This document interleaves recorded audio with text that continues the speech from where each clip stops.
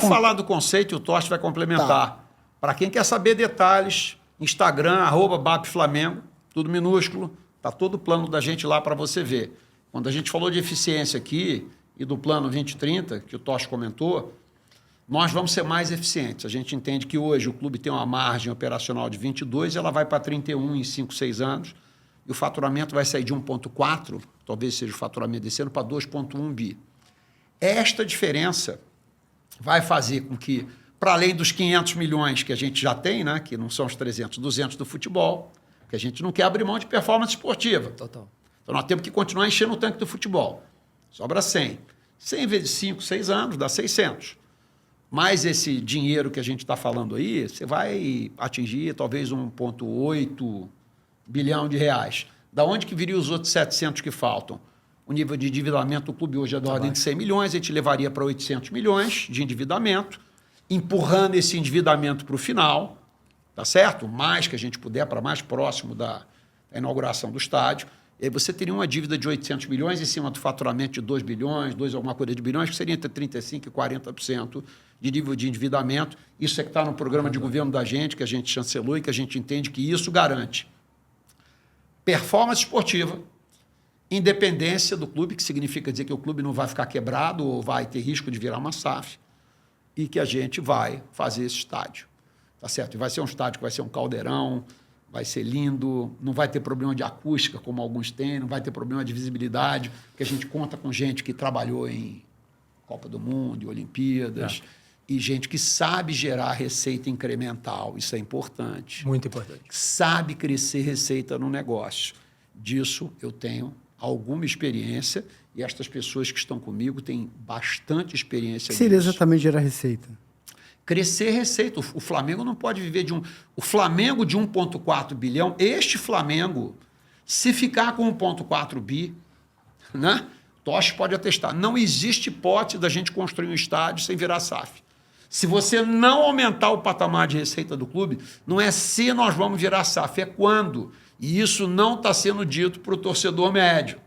Mas é financeiramente, matematicamente impossível, certo, Tosh? Total. Assim, a história do estádio todo, Wilton, é o seguinte, ela passa por um primeiro passo, ter um plano, que é o que nós estamos chamando de 2030, que vai aumentar as receitas e a gente vai ter que controlar mais as despesas para ter uma diferença maior entre receita e despesa.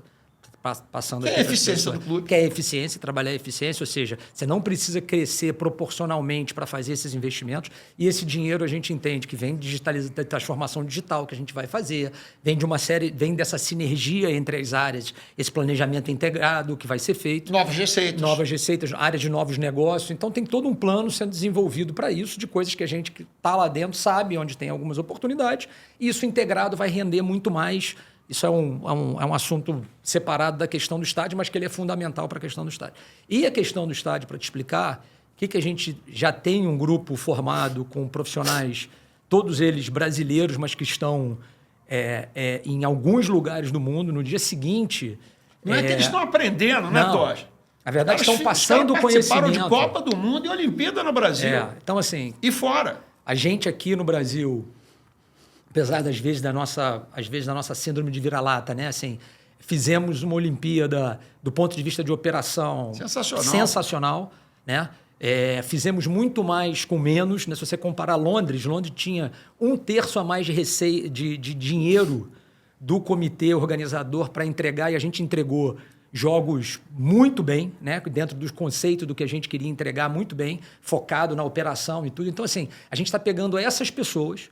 E não é que vai pegar, já contando... Esse assunto é um assunto tão importante do ponto de vista da responsabilidade que a gente tem para entregar, e a gente vai entregar esse estádio, vai começar, né? Em 3 anos você não faz, a gente vai ter que começar a construção dele, e a gente está trazendo os melhores profissionais para fazer parte desse time. Tá? Os melhores mesmo, gente que não fez não, fez 30, tá? Fez 40, não só no Brasil, mas como no mundo inteiro. Então, esses profissionais estão aqui, são brasileiros, já formam esse grupo. E o que a gente está fazendo? Para tentar descer um pouco de uma derivada para você entender. O projeto desse, ele tem 5 etapas principais. Tá? É daqui que a gente está pegando, né? Daqui que a gente está pegando, apesar Eventualmente deveria ter sido feito um business plan, que a gente não sabe se foi ou se não foi, deveria ter sido. Mas independente disso, a gente vai pegar de uma determinada etapa e nós vamos fazer 5 etapas para frente. Isso também vai estar, já está na meta aí, nas metas que o IBAP está falando. Primeira coisa que você tem que fazer, e a gente não sabe se foi feito ou se não foi, mas a gente já está se preparando, já está começando a olhar, estruturar, é um plano operacional. O que é um plano operacional? Plano operacional é como é que vai ser a operação do estádio. Você vai fazer uma casa... Qual a casa que a gente quer? Qual é a casa que você quer? Você não diz assim, eu quero uma casa de 3 quartos, 70 mil lugares e tudo. Isso não é O arquiteto vai te perguntar 1000 outras coisas. Entendeu? Assim, você quer um espaço específico para os patrocinadores do clube que vão fazer... O sócio-torcedor vai ter uma área específica que você quer agregar esse cara, vai ser uma entrada diferente, o sócio-torcedor vai ter um benefício tal. Isso tudo vem para compor essa área, esse planejamento operacional. O planejamento operacional do Parque Olímpico, pra você ter ideia aqui, que foi um sucesso de operação durante a Olimpíada, é um negócio desse tamanho. Não é um negocinho de uma apresentação de PowerPoint, não. Assim, de 15 slides. 70 mil lugares. Não é isso, entendeu? É muito mais complexo do que isso, porque você está falando de um estádio. Então, esse é o primeiro ponto. O segundo ponto é, você vai fazer os estudos técnicos e a avaliação de impacto que você tem que fazer. Então, assim, isso que eu quero, é possível fazer ali? Aí você tem que olhar todas as interfaces que você tem. Quais são essas interfaces? Você tem 7 Rio.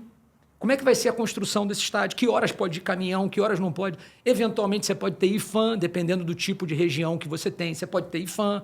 Você começa a ter uma série de interfaces para encaixar naquilo que você quer, para aquilo que pode fazer. A terceira etapa, junto desse tudo, você vai para um projeto de arquitetura. O que é o projeto de arquitetura? É o desenho que o arquiteto vai fazer baseado nisso no estádio. Aí você vai ver a primeira foto do estádio. Entendeu? Os 70 mil lugares, a arquibancada que não tem aquilo, as filas que vão ser daqui, aquilo que pode fazer. Só depois você vai para a quarta etapa, que é a sua pergunta. Quanto vai custar e quanto tempo vai demorar a fazer? Porque é baseado nessas etapas que você vai chegar em quanto custa, um projeto de engenharia. E aí você vai para a última etapa, que é a contratação disso e como isso vai ser feito. Você pode fazer isso de uma maneira que você bota tudo numa empresa só, você pode dividir em 5 contratos e fazer. Esse é o modelo que a gente vai fazer. Esse é o modelo que a gente vai fazer. Para o quê? Nós vamos fazer on time, é o que a gente chamava na Olimpíada de on time, on budget, que é no tempo certo e com o orçamento certo. Por quê? Porque isso não pode comprometer o que o BAP falou. As finanças do clube, o time de futebol, a gente vira SAF, a gente não vai virar. Nós vamos fazer um planejamento correto, da maneira com que tem que ser feito, que é feito no mundo inteiro pelos melhores profissionais. É isso que nós estamos engajando e colocando nesse time. Olha só, é muito importante que o torcedor médio perceba que o estádio não pode ser, como lá na lenda, no cavalo de Troia, né?